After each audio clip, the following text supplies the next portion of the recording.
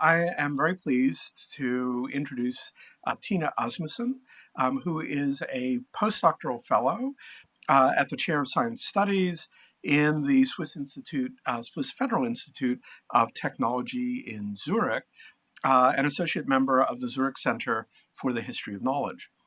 She received her PhD in early modern history from the University of Lucerne with a thesis on Athanasius Kircher and the mechanisms of knowledge production and distribution.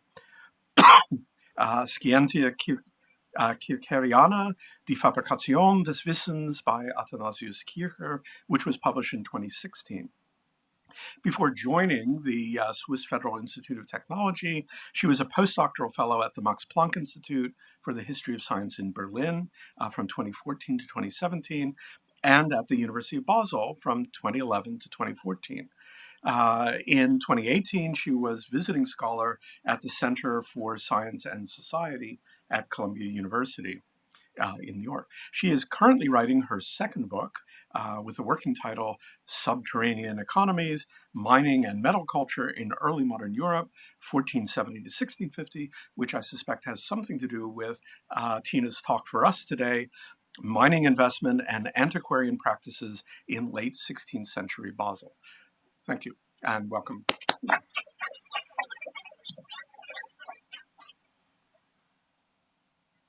Yes, thank you very much for inviting me here to this wonderful conference. And I will now shift our interest from the last talk of the mostly courtly culture to an urban context.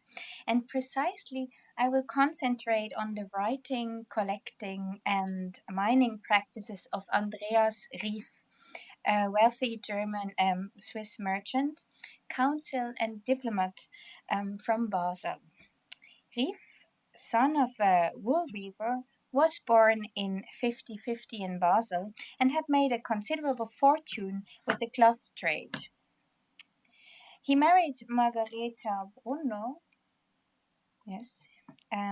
in 1574, the widow of Andreas Imhoff, another well-known merchant from Basel. Through this marriage, Rieff came into the possession of a substantial amount of mining shares in the Lebertal, a mining district in the Alsace. And it's just close to Basel. Basel is here. As he writes in his autobiography, he considered the mining industry to be very risky, but he also admitted that when he married, he had no knowledge at all about it. It was his wife who already had invested in mining for several years. According to Rieff's autobiography, she was far more business-minded than her deceased husband. In the coming years, he devoted full attention to mining. Between 1577 and 1585, as he informs his readers, he traveled 65 times to the mining districts in the Lebertal.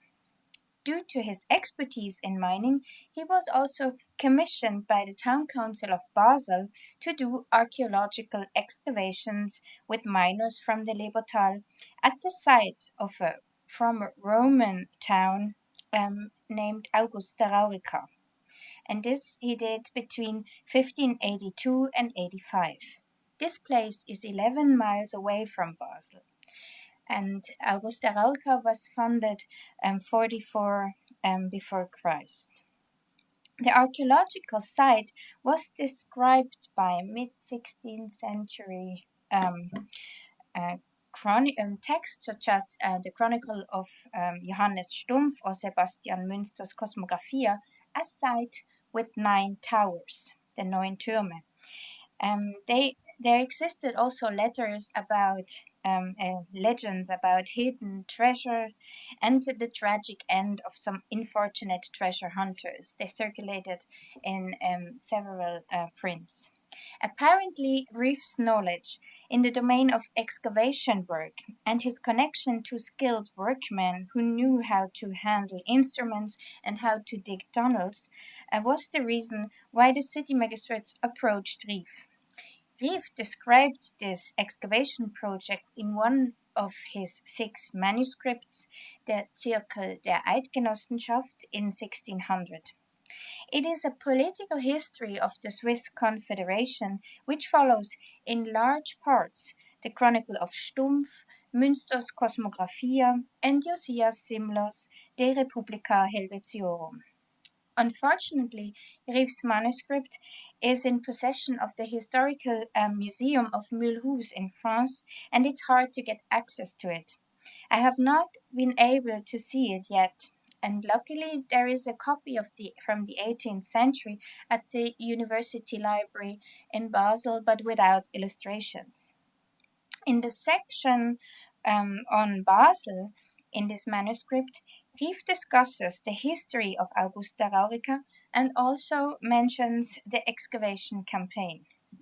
I quote, "In the year 1582, many citizens of Basel, with official permission, among them I have been, undertook excavations. Even the authorities themselves excavated on chance of Abenteuer, and was given this task. I was given this task with the vote of the majority. I did this for about 3 years with several miners. I excavated and examined the signs of the buildings from behind, from the front, and in depths, so that we may overcome Wunder, and bring into experience, in Erfahrung bringen, this is interesting, what a strange building this was. With the subsidy of the authorities, we spent 1,200 gulden, just for Wunder, allein Wunders willen. And it's interesting that he mentions the name verbauen, which is normally used in mining investment. When you invest in the mines, you say you verbauen the money. And he even illustrated the scene in his manuscript that I have not been able to see yet. He then continues with his interpretation of these buildings, where his chronicles have only known the 9 visible towers. His excavation brought to light a theatrum. But due to the semicircular structure, he also thinks it could have been a council or a court building. Older research and always saw the famous humanist and collector Basilius Amerbach from Basel as the driving force behind this excavation. A recent study that investigated Amerbach's correspondence proved that he was not active in the project before his first visit to the ruins in autumn 87. Only in spring 88, Amerbach undertook a large-scale excavation program and documented the findings with the help of the painter Hans Bock and the cartographer and surveyor Daniel Specklin. It was a very nice and informative exhibition on this excavation project on the Theatri in Augusta Raurica at the University Library in Basel in 2015. And I advise you, when you are interested, to look at the catalog. So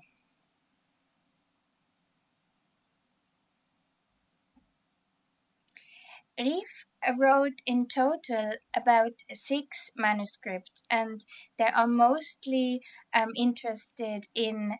He's mostly interested in politics and in history. So, beside this long circle political history of the Swiss Confederation, the Circle der Eidgenossenschaft, he also wrote a book, his an early autobiography of his youth until his marriage. He wrote the Liber Legationum, an account of his political dispatches in the service of the city of Basel. And he wrote an Ämterbuch, a detailed description of all his travels, which also mentions, this is the illustrated book of his travels, which also mentions his travels to the mining districts in the Lebertal.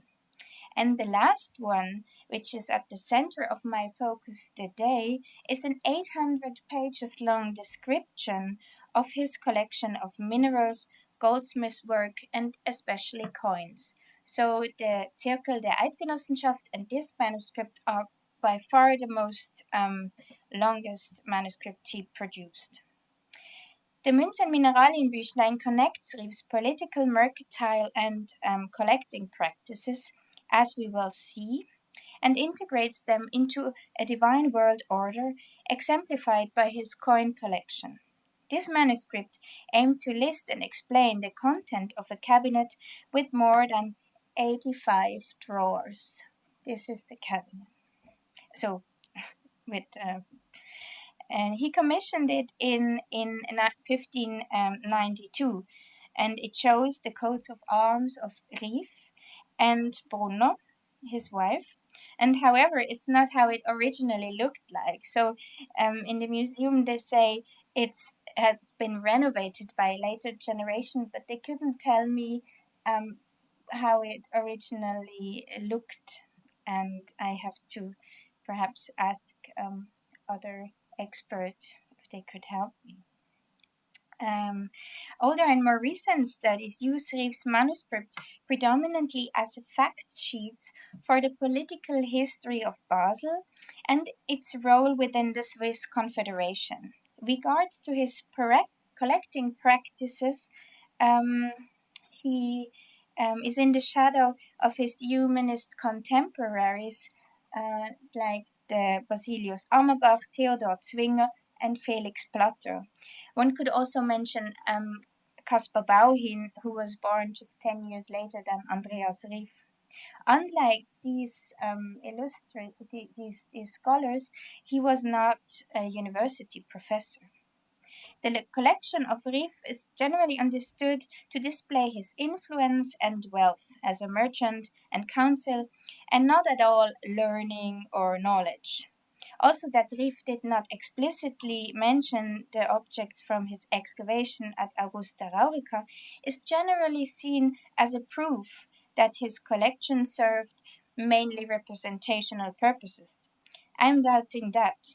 Definitely, Rief was not a humanist, and his collecting practices totally differed from Amerbach's cabinets.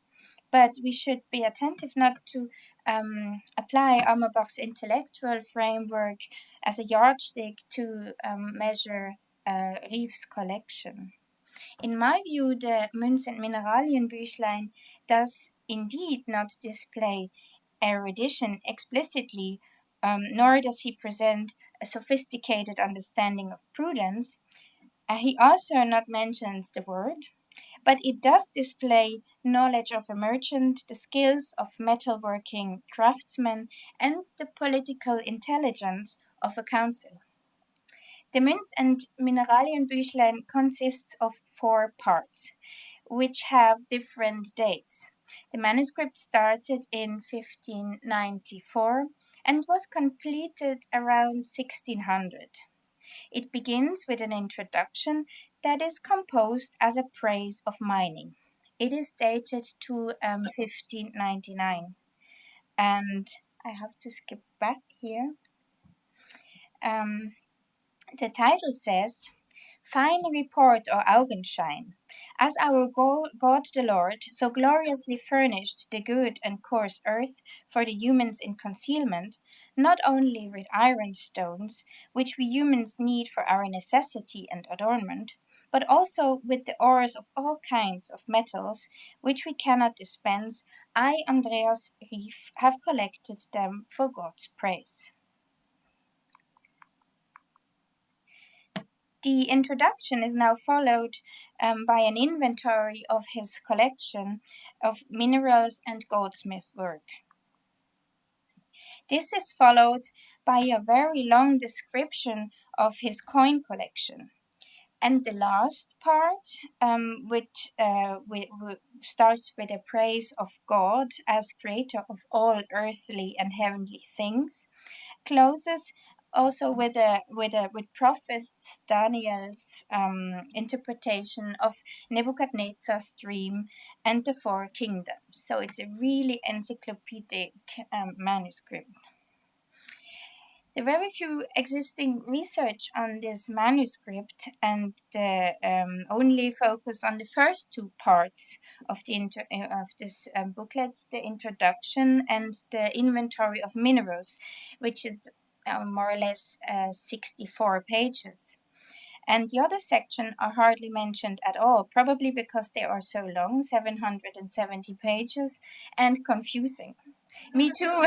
I'm at the very beginning to understand this manuscript, and it will take me still quite some research to make a substantial argument about it. But you hear now my preliminary thoughts. Let's go back to the introduction then. I've already said that Rief starts with a praise of the virtues and usefulness of mining. It's heavily influenced by the book by Georg Agricola's book De Re Metallica from 1556. Rief describes the mines and the ores they contain as a divine gift that no human being could have arranged more orderly and with greater skill. God had arranged all ores, each according to his nature, in the hard rock layers of the mountains, and provided them with many beautiful glazes and colors. No painter could create such a perfect artwork. Elsewhere he describes the ores as a treasure of divine providence. God reveals to each population and generation only as much as they deserve. If the first quote gives the impression of the mine as a divine Kunstkammer in the underground, the latter quote evokes the association of a hidden precious metal depot or treasure hoard that guarantees subsistence. Although created by divine providence, these riches unfold their productive power only through effort, diligence, and very hard work. Only a virtuous miner or investor who believes in God and has very good knowledge can turn the mine to his advantage. A dominant topic of this introduction of Rief is the vice of odiosity. His mining activity serves Rief as a means to underline his diligent and hard work with the benefit for the whole society. He even underlines that one should take financial loss in the very risky and unsteady business of mining, not with grief, but one should understand it as an act of charity. Investments in mining, unimportant if they are profitable or not, give employment to miners and their families and make whole regions flourish. In this specification of mining as an extremely virtuous activity, pleasing to God, that guarantees prosperity and cultural superiority of a territory, so this is his specification. So sorry. The word utility is often mentioned by Rief. It's important to make a connection here to his archaeological excavation, where he mentions that money was spent only for wonder. There we have the wonder, and here it's wonder is not used. It's constantly the utility that he underlines. Antique objects probably for Rief has not the same far-reaching effects as the metals and the metalworking industry, which transforms raw material into valuable good and especially into money. Rief summarizes the utility and benefits of mining at several levels. The mines bring immeasurable benefits to the sovereign, since they cultivate unruly landscapes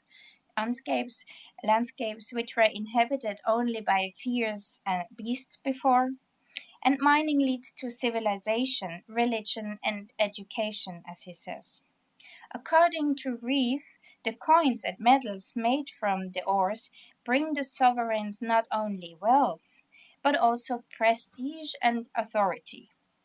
For Rief, a life without metals would lead to an extinction of crafts and trade, not to mention the loss of civilized matter.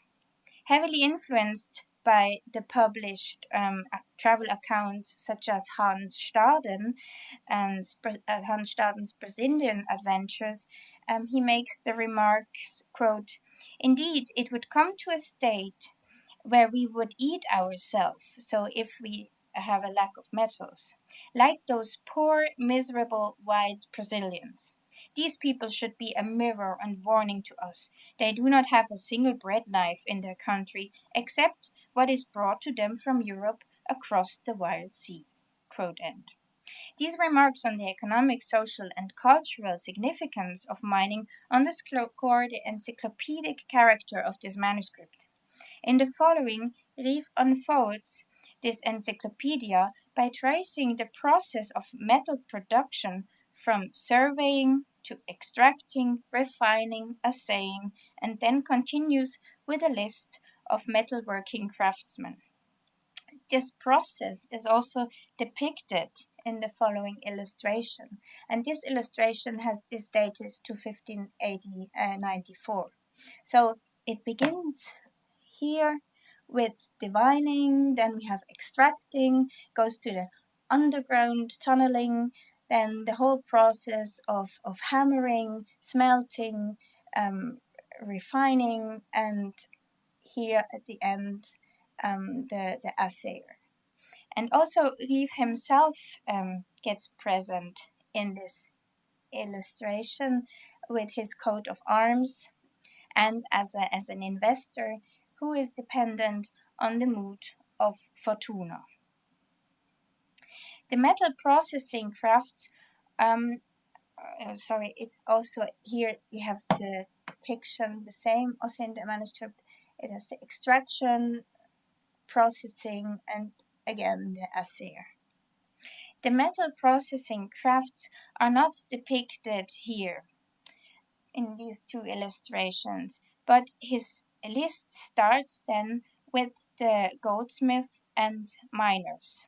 He continues with the following professions. I just mentioned the Germans: the Rotgießer, Zapfengießer, Hafengießer, Kupferschmied, Kannengießer, Buchstabengießer, Drahtzieher, Blechschlager, Nagel- und Gufenmacher, Angelmacher, Sensen- und Sichelschmied, Waffenschmied, Uhrenmacher, Mesterschmied, Nagel- und Hufschmied, Bohrer, Balierer und Schliefer.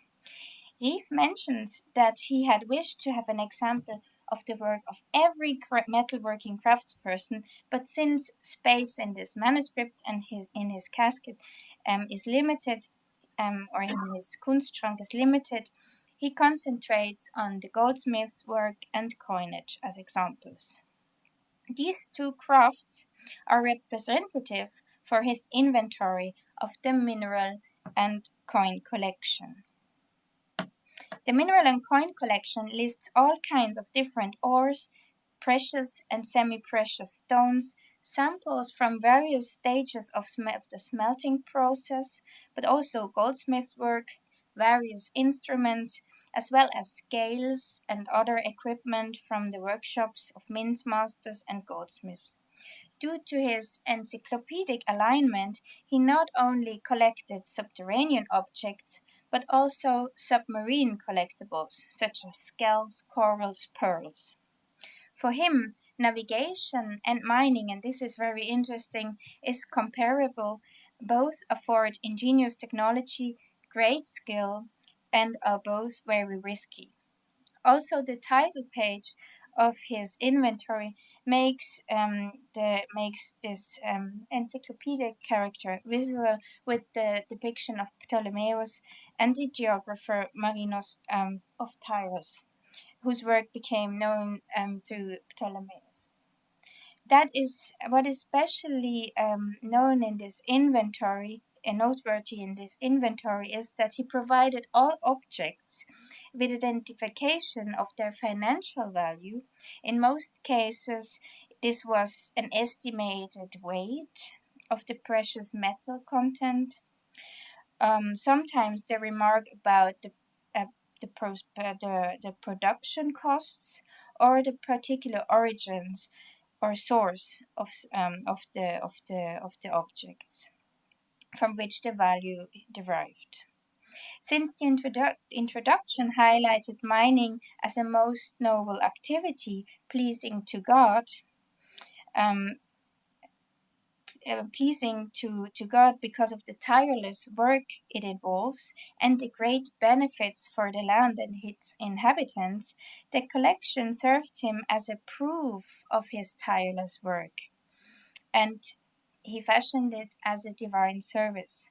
The objects helped him to quantify and evaluating his activity before God. In the very last part of the manuscript, Rief underlines that he not only described with words the hidden treasures of the earth, but the benefits for the humans, the benefits that humans have from them. He made it visible and put it in front of their eyes, also for den Augenschein vorgewiesen. You've seen from my explanation so far that for Rief, the mining industry served as a suitable platform to present himself as the type of a skilled and virtuous practitioner and collector who possesses knowledge about a distinguished field of constant technological and metallurgical innovation, as well as of major economic and social importance.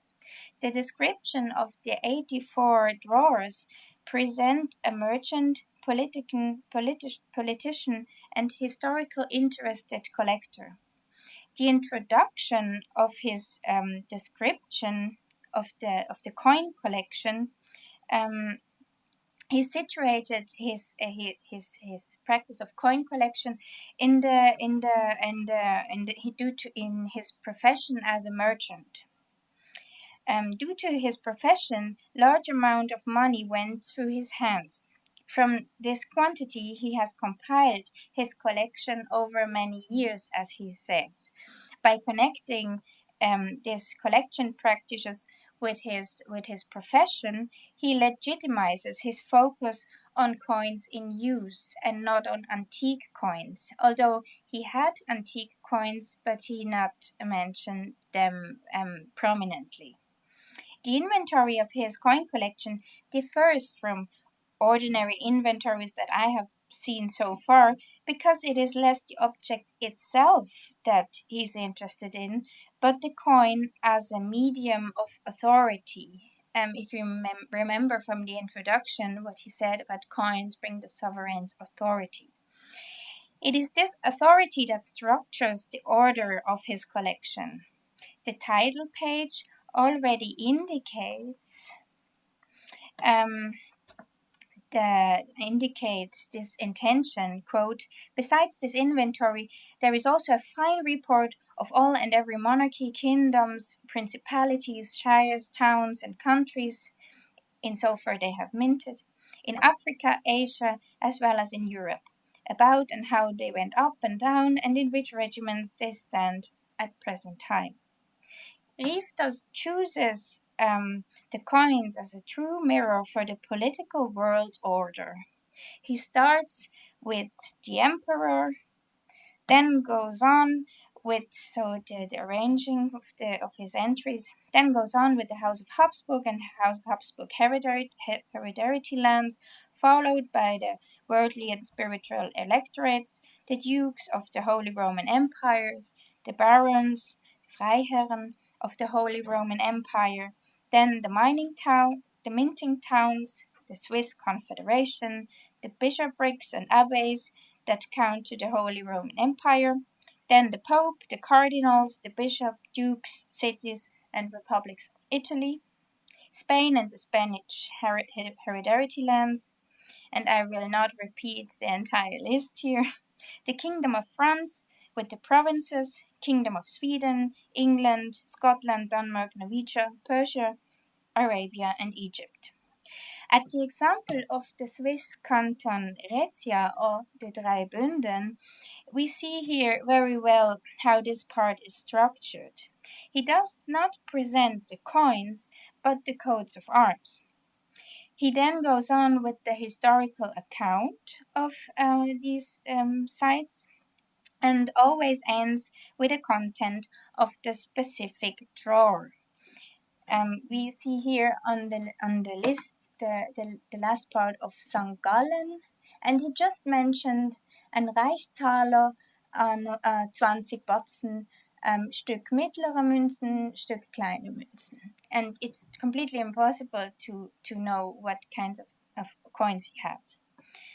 Sometimes he also adds medals and commemorative coins, but also goldsmiths' works such as the apostles cast in silver, and antique coins, which he also not specifies, just says antikische Münzen.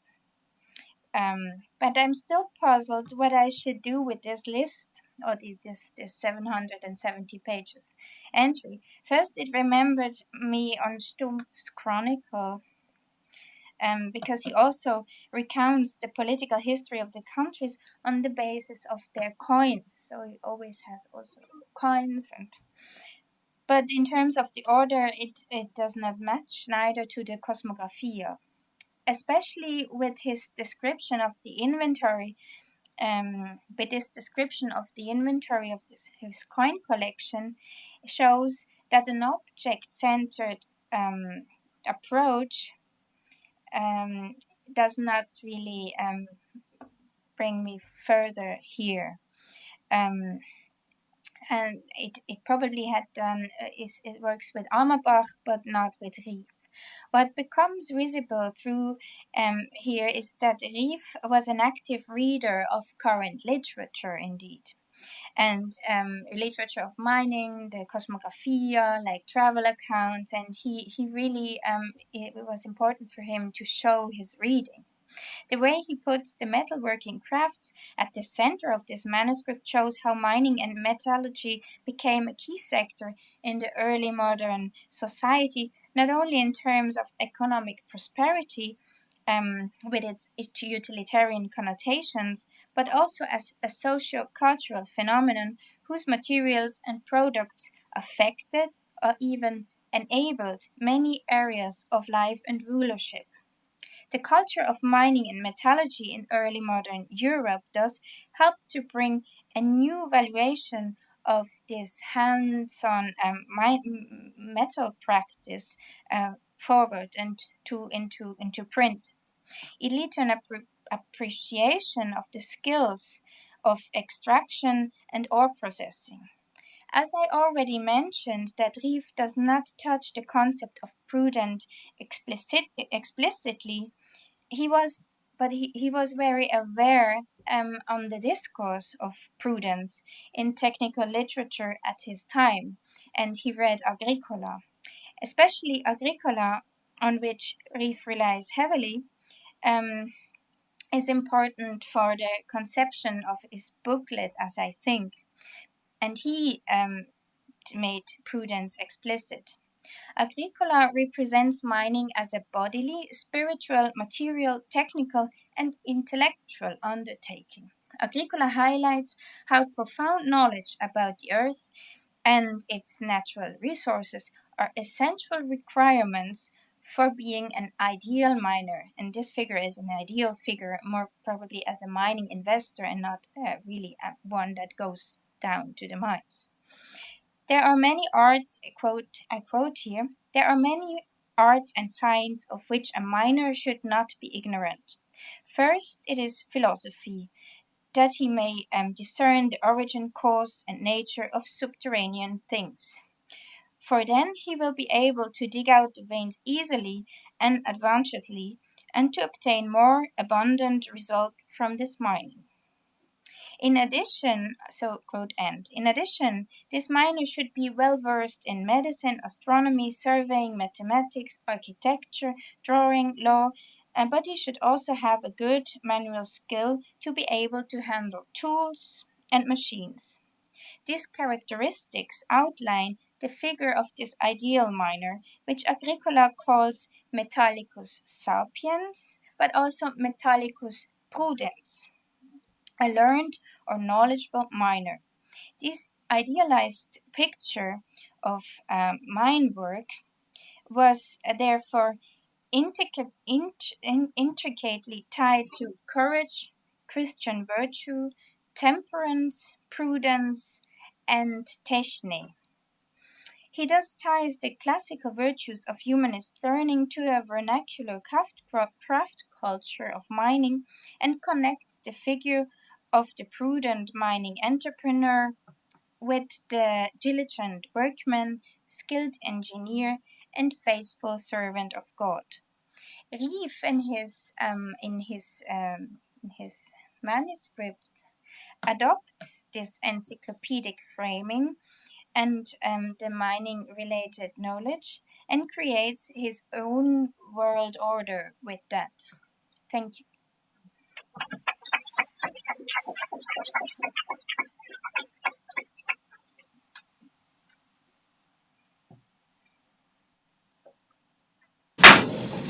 Vera? What a wonderful archive and project. It's amazing. I wanted to question you about when you said that an object-oriented approach wasn't going to work for you in discussing his numismatics.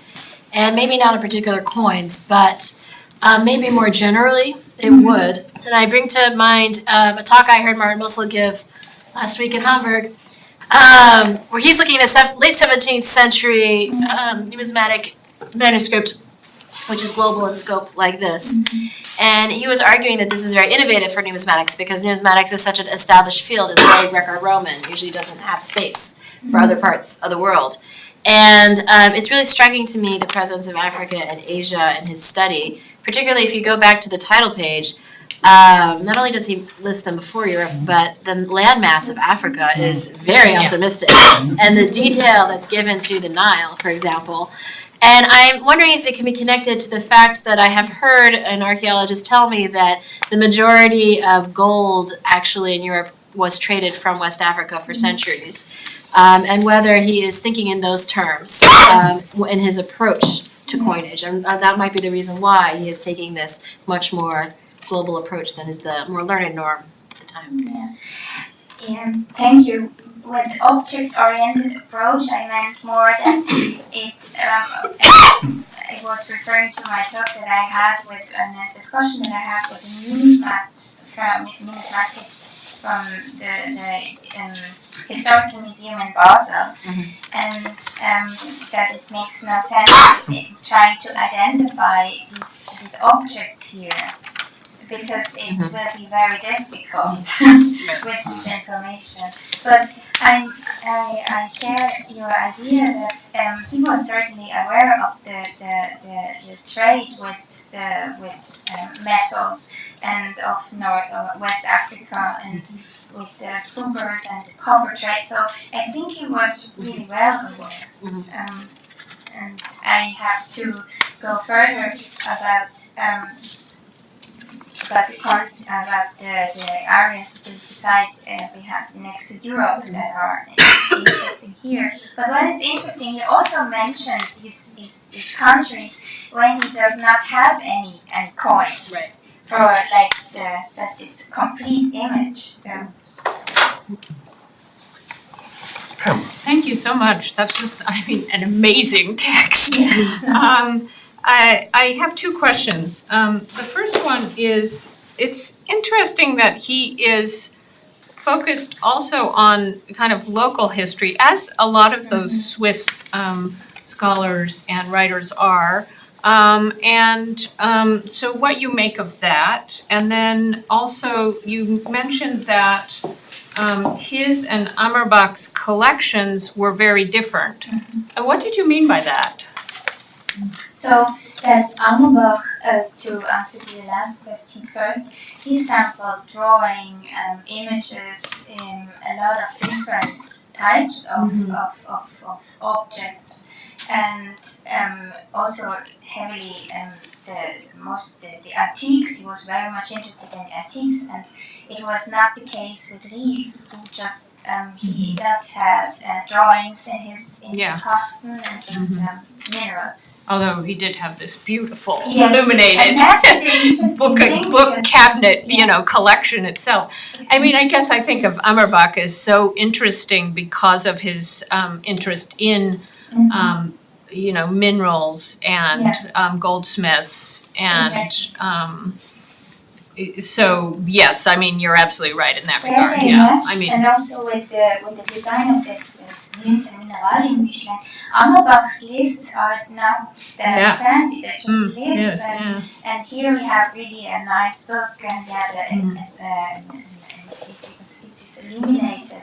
And concerning to his Swiss focus, it's interesting that I read the passage of the Eidgenossenschaft really clearly, and it's not really at the center of the coin collection. And but it's really interesting that all his manuscripts remained in as manuscripts, and never intended to print.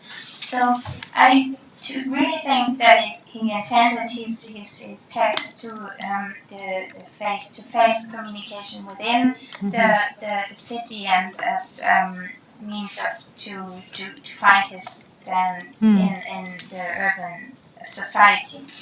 But I am not. My research has not found anything about the relation between him and the great humanist like Basilius Anubach. So there is nothing that I have at the moment where I see if there are concurrences on things, or how he was in exchange about the goldsmith work. He not even mentioned Anubach's project with the ruins, although when he wrote the circuit, the Eidgenossenschaft, Anubach was there, and also he probably knew the paintings of Bock and the sketches of the Theatri. Right, I guess it's whether there is an emphasis on among those humanists, and also him on, local experience as the experience also of the Republic of the Eidgenossenschaft. And so that choreography, that is so important for practical knowledge in this period. It seems like that must be part of it. I mean, and that itself is about collecting experiences of this local place, which is, about the Eidgenossenschaft, which is about a system of rule. So it's kind of attenuated, but it seems like there is a connection to prudence and governing there also. Yeah, thank you very much. I have to go further. Thanks for the hint. Yeah. Okay.